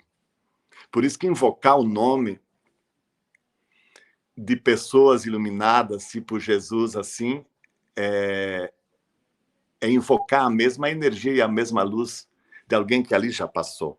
E, no fundo, isso... E, claro, Jesus fazia nas grandes dimensões de um ser como ele era, tão grande na sua interioridade, como ser divino, assim, extremamente amplo, não. Mas nós podemos fazer no nosso lugar isso. Hoje mesmo, cara, desculpe, eu tô andando para Caxias e eu não sei o que eu fiz lá, eu tinha a segunda pista, na hora que o cara da segunda pista tinha que entrar pro lado de cá porque terminou a dele, eu tava na primeira e ele ficou sem lugar. E ele ficou meio brabo comigo, porque eu passei assim, ele bravejou, quase jogou o cara para cima de mim. E eu fiquei bem na minha calma, eu pensei, eu fiz o que eu achei que era melhor ter feito. Se eu errei, eu vou ficar na minha e pronto, peço perdão. E o cara me botou a mão para fora e fez gestos e jogou quase o carro sobre mim. E tinha um outro cara do lado dele, quando ele ultrapassou a mim, me jogou um palavrão que eu nem ouvi bem o que ele me falou. E eu pensei, não vou entrar nessa. Não vou entrar nessa. Porque senão como é que eu chego lá para dar a minha aula, para a minha palestra sem demora? Se eu chegar com essa energia, soltei ela, não quis. Por quê? Não sei o que esse cara sentiu no fato de eu não ter reagido, mas eu não aumentei a energia da dor e da doença na humanidade no momento em que eu não prolongo uma desordem iniciada e violenta como a dele. E isso, na verdade, é fazer-se presente. É colocar luz onde não tem. Desculpe, nossa, eu já estou até com vergonha, porque eu já falei... Que lindo, não, muito lindo. Já falei demais. Gustavo... Desculpe, Luciano, Gustavo, desculpe, cara. Não, mas nós temos bastante tempo aqui, fica tranquilo, tá tudo certo. Gustavo, e nessa antes da sua pergunta, irmã Zenilde, eu estava pensando, se você não tivesse feito essa pergunta para o Trevisol antes, só para cumprir o protocolo de seguir, nós teríamos perdido essa riqueza, talvez, com toda essa profundidade. Eu acho que a vida tem muito disso também. Nem sempre a gente está vivendo ou vem ao nosso encontro aquilo que a gente espera. Geralmente é assim, né? Mas não é bom não perder as oportunidades. A vida tem seus dinamismos. Eu sempre digo uma coisa que me veio, assim, não sei se alguém já disse isso, com certeza já disse isso antes, não é meu, acho que não, né? Mas para mim nada está definido e nada está concluído. Para mim essas duas palavras não existem na minha vida, conclusão e definição. A vida é sempre dinâmica, sempre é dinâmica. Por isso fazer a pergunta para o Trevisol antes de passar para mim, e eu nem te deixar falar agora, eu só queria aproveitar isso para dizer, foi a oportunidade, nós precisávamos ouvir isso, as pessoas precisavam ouvir, o Jorge precisava expressar, talvez fazendo a mesma pergunta depois não teria saíssem outras coisas, eu não sei. E aqui é uma mesa redonda, né? Então a gente fica muito livre em fazer, dar continuidade. Exatamente. As conexões é daqui para cá, não, de repente é daqui para lá. É daqui. Eu gostei tanto de um exemplo sobre espiritualidade esses dias do irmão Soteiras, que é um irmão que eu gosto muito, lá, José Maria Soteiras da Itália, que diz assim, no fundo, espiritualidade é um encontro para o centro, né? Para o centro. E tá, mas nós temos vários lugares, eu vou tomar maçã aqui, né? Que eu posso daqui entrar para o centro, mas como posso ser daqui para entrar para o centro? Depende de onde nós estamos, nós podemos entrar, dependendo da experiência que nós estamos fazendo. Só que essa entrada para o centro, as igrejas antigas, ortodoxas, igrejas cristãs também, algumas têm no chão, assim, desenhado um labirinto. Não é reto que a gente vai. O caminho é como se fosse um labirinto, assim, sabe? Não é também espiral, não é uma coisa que obedece a um caminho, assim, esse é o caminho, cada um tem um caminho. E nem sempre nós sabemos, então são experiências que a gente vai e volta. Enquanto eu estava aqui, eu dei uma espiadinha no WhatsApp, porque eu disse para minha família que nós estaríamos nessa live. Então, minha irmã disse, eu estou lá. Ela está nos assistindo agora, né? Meu outro irmão Tomás, minha irmã Cláudia, meu outro irmão Tomás disse, passei por Veranópolis às 18 horas, mas não pude parar. Mas é uma forma também de amor dizer, eu passei por Veranópolis. O meu irmão Gaspar disse, olha, está tomando água numa garrafa da Coca-Cola, é pão duro. O Gaspar. E aí, na verdade, eu vi com essa garrafa porque tinha uma na geladeira com água com gás. Eu adoro água com gás. Eu evito, sei que não, mas eu adoro tomar água com gás. Nos shows do Querit, eu sempre pegava água com gás, né? Mas é uma forma de dizer, eu estou te vendo. Eu estou te acompanhando, não é isso, Trevisol, Luciano e Zenildo? Eu estou aqui com você. E a mãe diz, escreve no WhatsApp. Eu vejo assim, mãe digitando. E aquele mãe digitando não termina nunca, porque também tem uma dificuldade, assim, não é uma prática do tempo, né? E eu também tenho algumas práticas que não acompanham bem. E a mãe me escreve assim, a mãe escreve, vou ler o que ela escreveu. Amamos vocês. Boa noite. Muito bem. Trevisol, sabe, na nossa é tão difícil dizer para os pais, né? Eu te amo, pai, né? Eu te amo, mãe. E aí também eu respondi, amamos vocês, mãe e pai. Então, são conexões de amor que, como disse o Trevisol, tornam esse mundo mais iluminado. Nós podemos passar por esse mundo iluminando. E tem alguns momentos também que a gente vai precisar um pouco de sombra, para poder também parar, refletir, quando o anjo diz, a sombra do Espírito descerá sobre ti. Nós precisamos de momentos, os momentos são momentos que podem nos tornar mais humanos e também sentir o amor que as pessoas sentem por nós. Cada um do seu jeito, da sua maneira. Bacana, né? São instantes, são lapsos tão simples aparentemente, mas que é de uma grandiosidade, de uma extensão, de uma largueza muito divina, né? Professor Luciano. Irmã, eu estou curtindo esse momento aqui, né? Eu gostaria de ficar só ouvindo. E muitas das coisas que o Jorge e o Gustavo falaram me fez fazer assim, uma série de conexões, que é efetivamente o nome da nossa live. Me lembrei quando o Jorge falava do tempo, né? Santo Agostinho dizia, se não me perguntam o que é o tempo, eu sei o que é, se me perguntam, eu não sei. Na verdade, a gente não sabe o que é o tempo. A gente tem a impressão de que ele voa e, ao mesmo tempo, que ele vai muito devagar. Quer dizer, o tempo é aquilo que a gente conta, que a gente tenta medir, que a gente tenta cronometrar. Ele sucede matemática e geometricamente igual, mas, ao mesmo tempo, ele é experimentado, experienciado, vivido, sofrido de maneira diferente.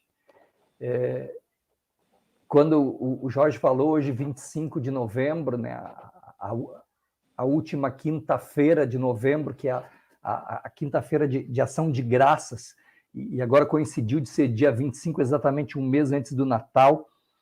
Tem uma brincadeira que eu faço com os meus alunos desde que eu era jovem professor, eu sou professor há uns mais ou menos 150 anos, sempre no primeiro dia de aula, eu digo 1º de março, bom dia a todos, Feliz Natal, jovens. E aí eles me perdoam, porque professor de filosofia, né? Professor de filosofia é sempre doido, então eles, né? O cara desejar Feliz Natal em março deve ser algum tipo de idiosincrasia ou esquisitice típica do pessoal da filosofia. Quando chega lá, 25 de junho, jovens, Feliz Natal a todos, os caras começam a levar um susto, né?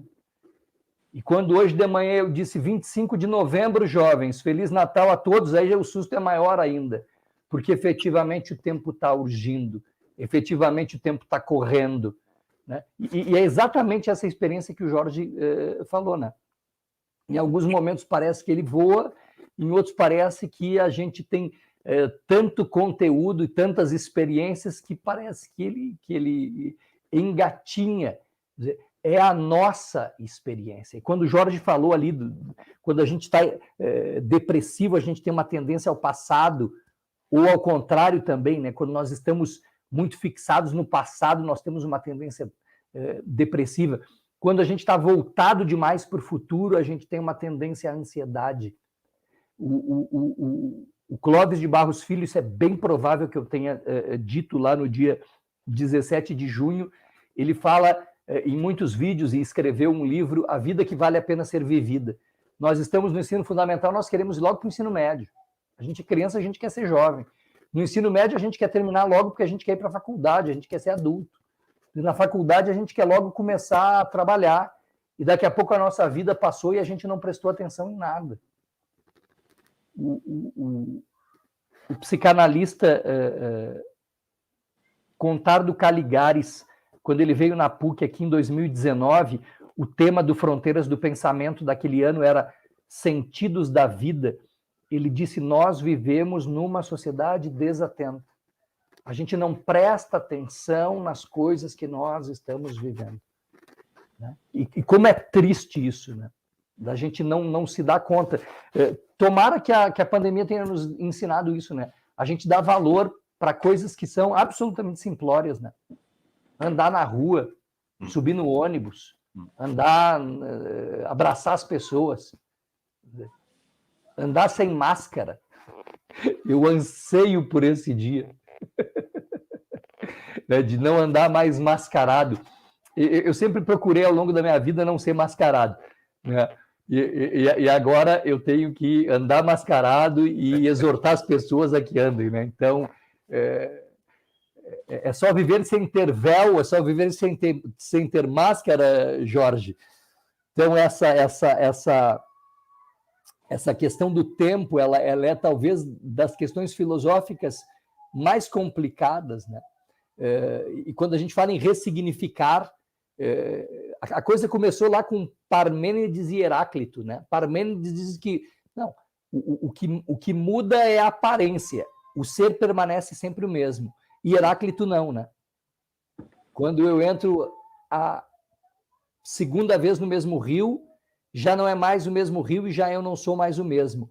Um discípulo dele vai mais longe, não, quando eu estou entrando a primeira vez no rio, eu já não sou mais o mesmo e o rio não é mais o mesmo. Tudo muda o tempo todo no mundo, isso já é Lulu Santos, né? Mas efetivamente é Heráclito, né? E a nossa vida tem essa conjunção, né? De que parece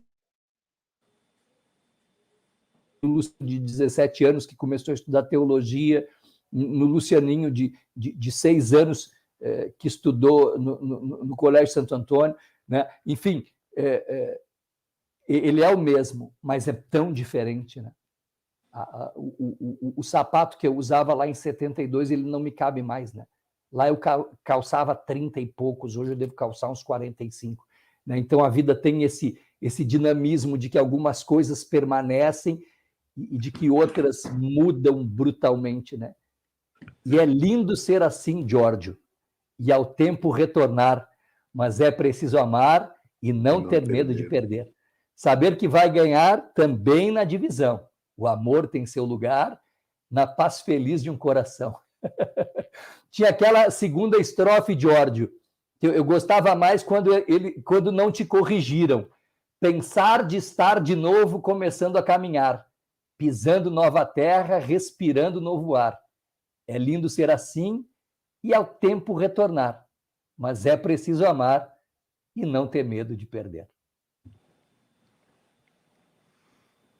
Sempre que eu ouço essa música, eu lembro de você, porque você sempre repetiu ela. Eu corrigi aquela parte? Alguém te disse que não existia pensar de estar de novo. Sim, e aí pediram que tu mudasse para pensas que estás de novo. Ah, não, mas não corrigi, não. O original pensar de estar de novo. Pensar ainda, assim. Esse é o original. Esse é como a gente pode pensar de estar. Como diz o pessoal lá do Jardim Botânico, essa versão é a quentucha, essa é a para valer. Sim, isso aí. Até porque, poeticamente, a gente pode dizer muitas coisas que não se diz comumente. Perfeito. Então, Jorge, já vamos para o nosso finalmente, estamos a 1 hora e 27 minutos. Então, o que dizer para as pessoas que nos acompanham nesse momento,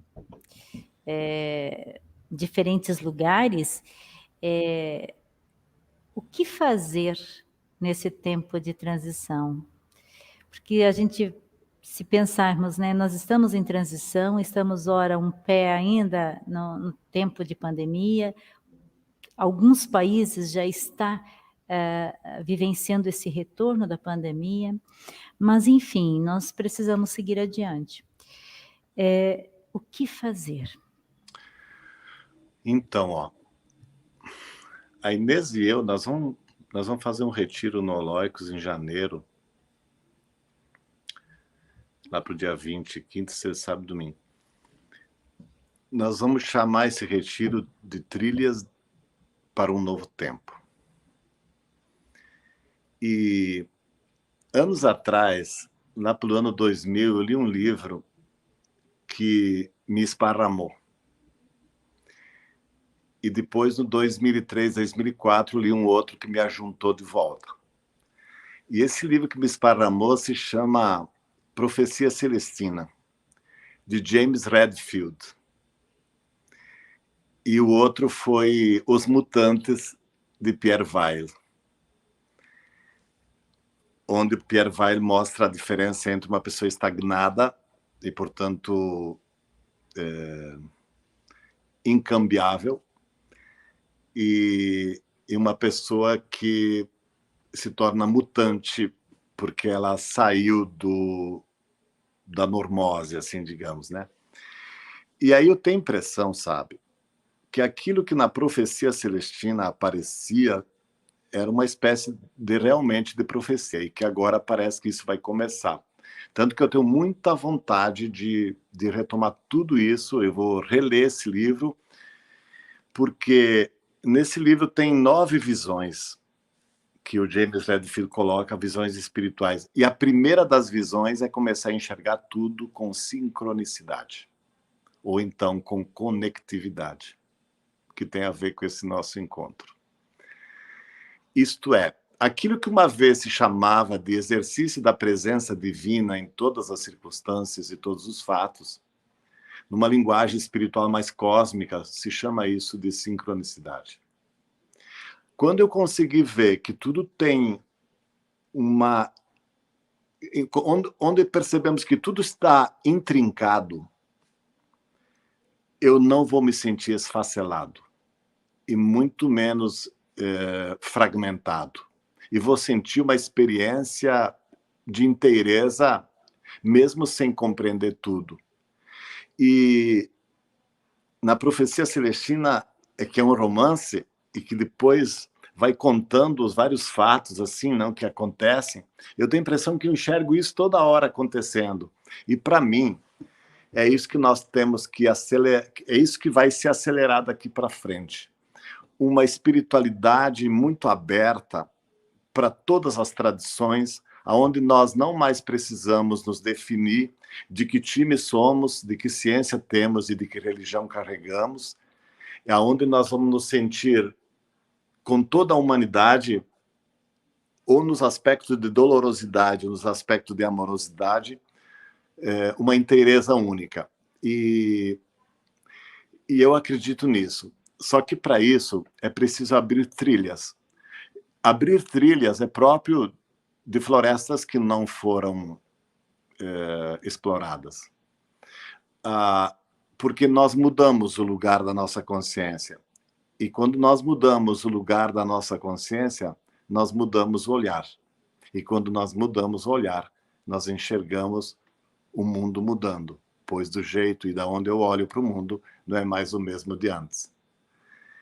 E agora eu tenho a impressão que é isso que a gente vai fazer. Acreditar um pouco mais nas intuições que a gente tem. Acreditar um pouco mais de que, por pior que seja o fato, por pior que sejam as pessoas que eu encontrar, elas cumprem um papel naquele lugar para complementar aquilo que ainda em mim não está. mas para isso há que se ter muita capacidade de compaixão, de olhar e treinar muito isso, porque inclusive aquilo que me foi sempre desconfortável, que eu fiz de tudo para deixar para trás, vai precisar ser abraçado, compreendido, incluído, e inclusive isso vai deixar um pouco mais transformado. Eu acredito muito nisso. Mas como são trilhas, eu não sei bem como vai ser e nem sei bem como é que a gente vai encontrar, mas eu tenho uma grande certeza interior que o caminho, quando ele for por ali, vai nos ajudar muito. Que bacana, né? Experimentar ainda o não vivenciado, não experienciado, né? E é preciso abrir trilhas. Vamos deixar reverberar essa questão em nós. Gustavo, o que, do ponto de vista da espiritualidade, ou que você queira trazer para nós, importantíssimo a gente prestar atenção nesta época? Prestar atenção. Prestar atenção. Estarmos atentos, mas também simples, na simplicidade. Eu gosto muito dessa palavra, simplicidade. A simplicidade é um mundo que não é complexo. No fundo, nós estamos vivendo num mundo complexo, mas tem tantas coisas pequenas e, como disse o professor Luciano, como eu ouvi dos meus irmãos também, de tantas formas de sentir a beleza, o encanto da vida. Platão trabalhava isso, né? Trabalhar a questão do belo. As trilhas, às vezes, são em novos lugares, né? Nós temos muita questão do caminho. Eu estou com o pessoal da Amazônia aqui, eles falam dos rios, né? Talvez as trilhas sejam lugares até que a gente já tenha passado, mas não observou direito, não sentiu direito a beleza e o encanto que tudo aquilo que nós podemos viver com. Às vezes eu digo assim, precisa ir para lugares novos para ver coisas novas, né? A gente vê coisas novas indo em lugares novos. E às vezes nós temos essa possibilidade de ver coisas novas nos lugares que a gente está, mas sendo uma observação. Eu lembro uma vez subindo na Independência. Uma colega de artes disse: Gustavo, você olha as fachadas dos prédios? Eu nunca tinha olhado, sabe? Os barrocos, sei lá, a arquitetura portuguesa, né?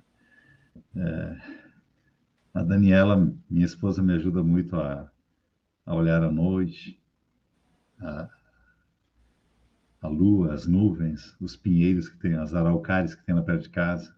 Às vezes ela me chama para fora só para olhar, assim. Não é só para olhar, é para olhar. E é algo que nos faz transformar, essa possibilidade de transformar. Eu diria assim, eu estava pensando na palavra e eu disse, simplesmente viva. Claro, viva com sentido, mas viva, não esqueça de viver. Viver é tudo isso, é com sentido. Viva. Hoje você tem ainda algumas horas para viver, depois para tocar o sino tibetano, dormir, descansar e começar um outro dia. E como diz Rubem Alves, né, eu digo para você, irmã Zenilde, Jorge, Luciano, a sua presença, a presença de vocês é a minha alegria, é o meu encanto.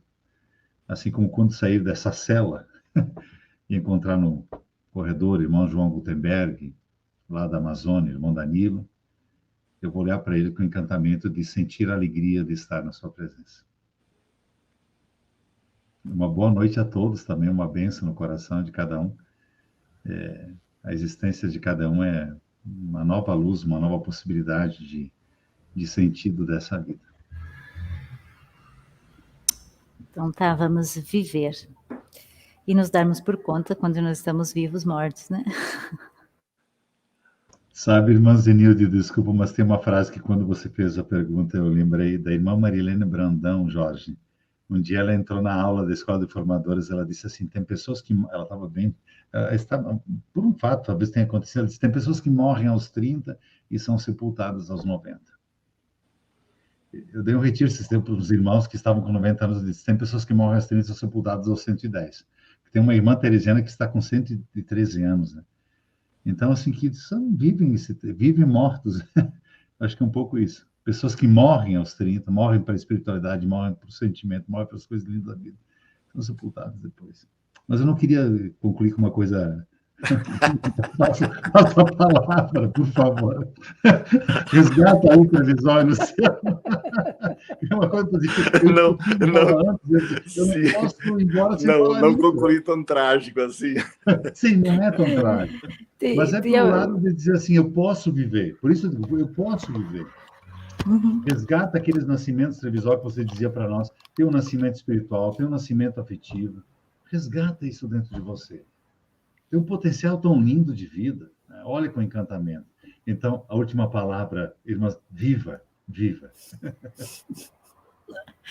Professor Luciano. Irmã,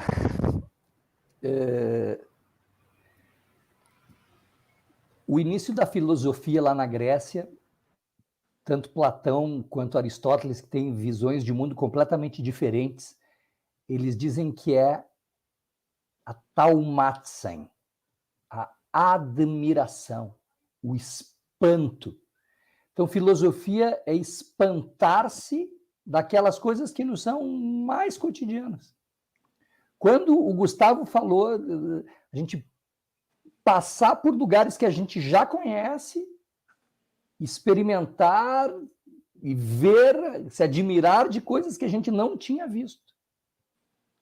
Uma vez eu fiz a pé o caminho da minha casa, que era no Jardim Botânico, até a zona sul de Porto Alegre, no santuário de Santa Rita de Cássia. Eu enxerguei coisas que eu nunca enxerguei passando a vida inteira nesse caminho de carro. É um outro olhar, é um outro ponto de vista. Clodovis Boff escreveu há muitos anos, num curso de verão, todo ponto de vista é a vista de um ponto. Todo ponto de vista é a vista a partir de um ponto.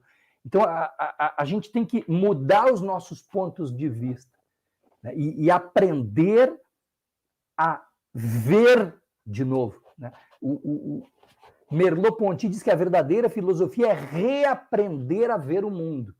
Quer dizer, é necessário reaprender a ver o mundo.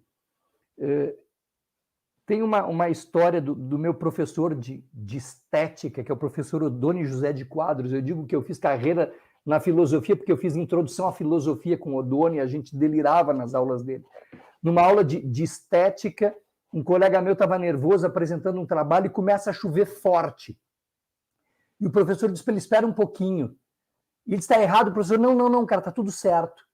Olhem um pouco lá para a rua. E aí a gente olhou, ali do prédio 5, a gente enxerga o Hospital São Lucas, a igreja universitária, o prédio da reitoria, aquela densa vegetação e uma chuva forte. E o professor nos deixa muito tempo contemplando, olhando pela janela. Obviamente que os jovens, depois de 3 segundos, já se entreolhavam e deram uma risadinha, mas o professor continuava olhando para a rua, então nós olhamos de novo, até que nós ficamos um bom tempo olhando para a rua.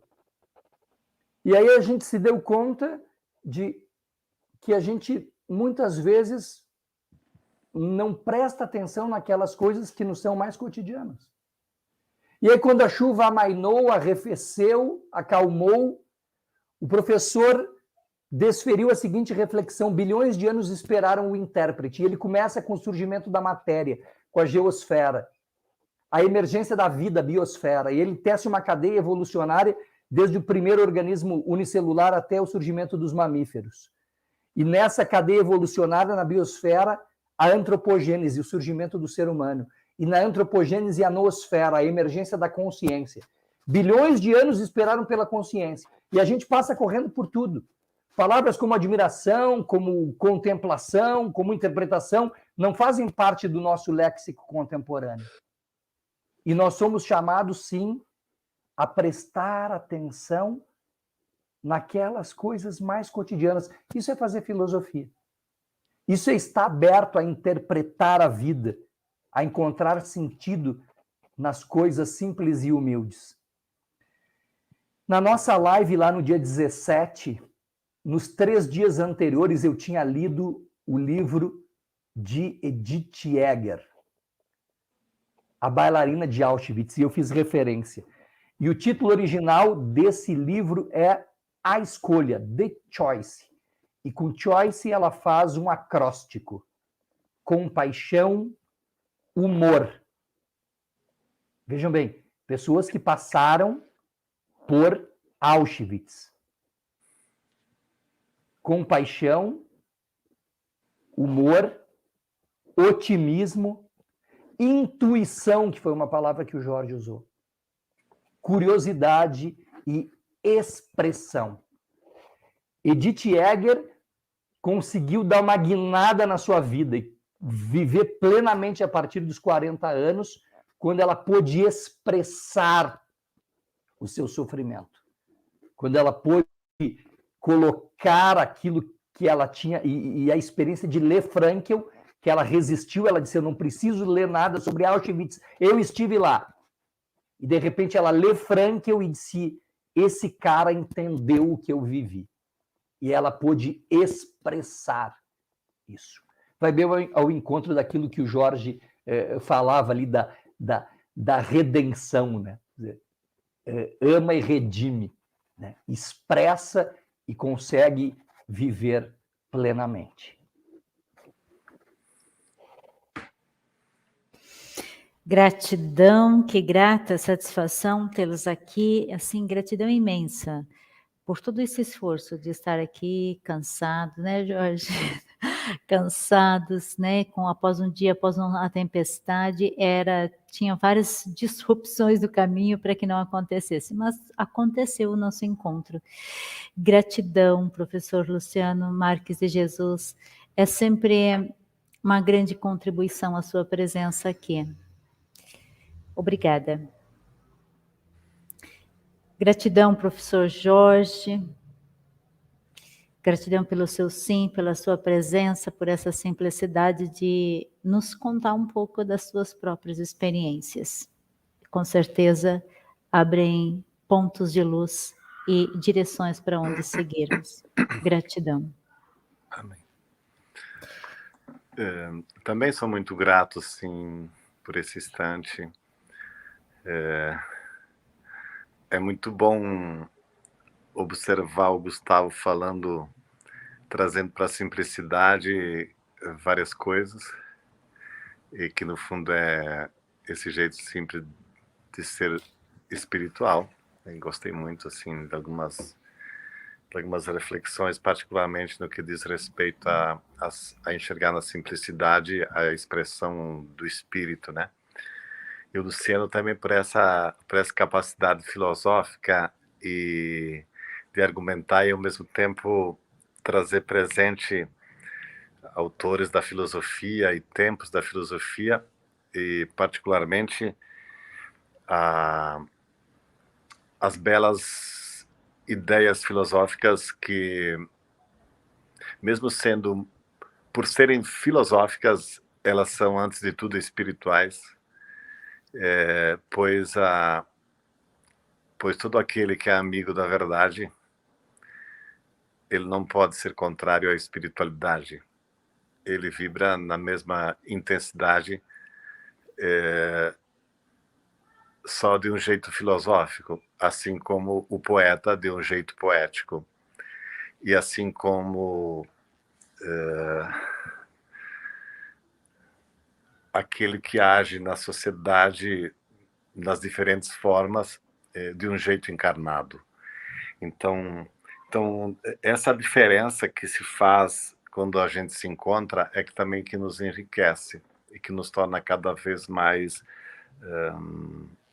complementares um para com o outro, tanto na comunidade, tanto nas nossas falas, e particularmente quando nós nos reunimos, nos retomamos na nossa amizade. Muito grato, Luciano. Muito grato, Gustavo.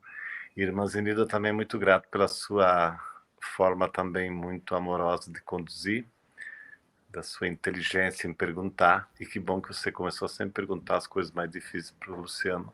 E a filosofia dá um jeito para muita coisa. Gratidão, bom, Jorge. Eu não vou mais perguntar, tá, professor Luciano?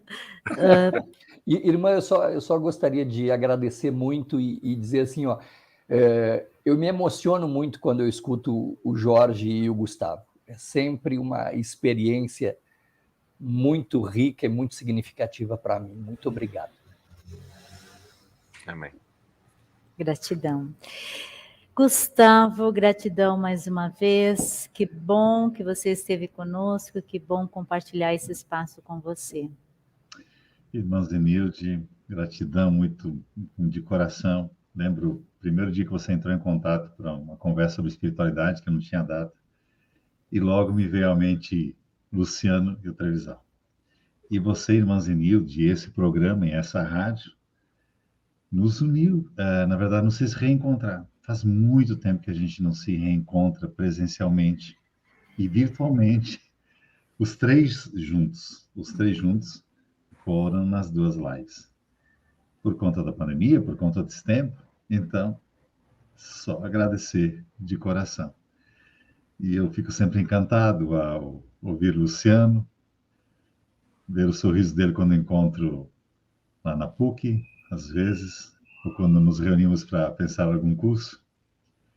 Ouvir e escutar o Trevisan quando nós nos ligamos, parece que faz pouco tempo, às vezes passa meses, e parece que é ontem, porque tem uma conexão tão profunda, tão linda.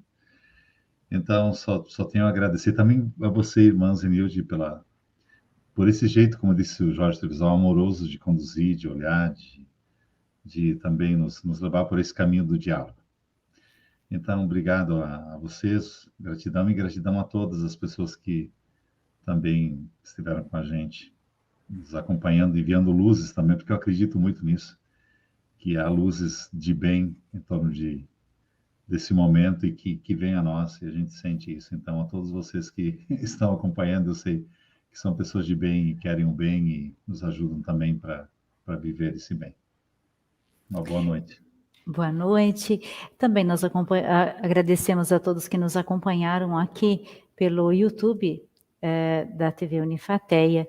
Agradecemos os que nos acompanharam pelo Facebook da Inspetoria Nossa Senhora Aparecida e também os que nos acompanharam pela rádio Inova FM 107,6, a rádio aqui de Lorena. Agradecemos também o apoio da Padaria Princesa, o apoio do Restaurante Central e Adega Central, que sempre nos apoiam aos nossos eventos culturais. Próxima quinta-feira, às 20 horas, novamente encontro marcado aqui pelo YouTube da TV Unifateia. Gratidão.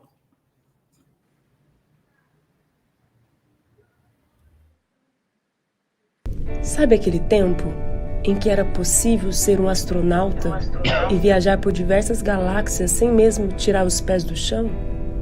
Um tempo em que nossos quartos eram universos particulares e os brinquedos ganhavam superpoderes com um simples piscar de olhos. Um tempo de sonhos grandiosos em que ninguém conseguia parar nossa imaginação. Aquele tempo em que era possível viver a euforia de sentir as borboletas no estômago e o arrepio na alma. Aquele tempo de fazer laços e memórias. Um tempo de sonhos inquietos, de descobertas, de aspirações, de amizades para a vida toda, do All-Star azul, de encontros escondidos, do beijo roubado e das mãos trêmulas. Um tempo de amadurecimento, de ideias e de reflexões. Um tempo para estruturar os pensamentos e de lembrar dos nossos objetivos de vida. Um tempo de sonhos infinitos, de caminhos sinuosos e de muitos obstáculos, mas que trouxe consigo a luz do equilíbrio e da sabedoria. Sempre haverá um tempo de muitos questionamentos e incertezas, de planos guardados na mochila e de conexões oscilantes, de sonhos adiados, mas não importa, pois sempre haverá um tempo para sonhar. Esse tempo é agora, tempo de plantar a esperança para que os sonhos sobrevivam sempre. Vestibular Unifateia 2022. Aqui você alcança os seus sonhos.